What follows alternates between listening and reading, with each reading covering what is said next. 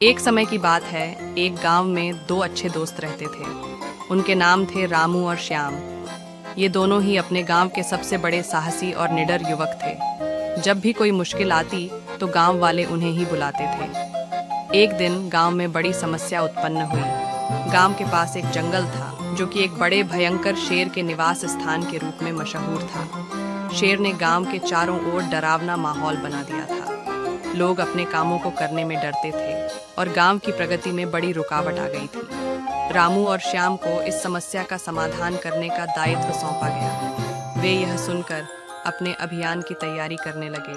उन्होंने अपने स्वयं के लिए ढंग से तैयारी की और आखिरकार जंगल की तरफ निकल पड़े। जंगल में प्रवेश करते ही उन्होंने शेर के जोरदार दहाड़ सुना, लेकिन वे हार नहीं माने और आगे बढ़ते रहे। धीरे धीरे उन्होंने शेर के संकेत और पैरों की ध्वनि को ध्यान में लेते हुए अपनी रणनीति बनाई। बीच बीच में वे जंगल के आगे बढ़ते गए और आखिरकार शेर से मुखोमुखित हुए। एक दिन लड़ाई हुई जिसमें रामू और श्याम ने शेर को परास्त किया और उसे जंगल से बाहर भगा दिया। इस विजय के बाद गांव में एक नया उत्साह फैला। लोग रामू और श्याम को अपने साहस के लिए सराहना करने लगे।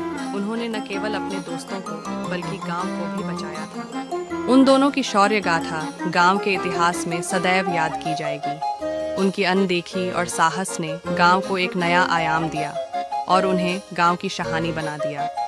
समय बीता और रामू और श्याम की कहानी गांव के नए पीढ़ियों के बीच एक महान लगातार ध्वनित होती रही। उनकी अनसुनी कहानी ने युवाओं को साहस की प्रेरणा दी और उन्हें अपने लक्ष्य की ओर चलने के लिए प्रेरित किया।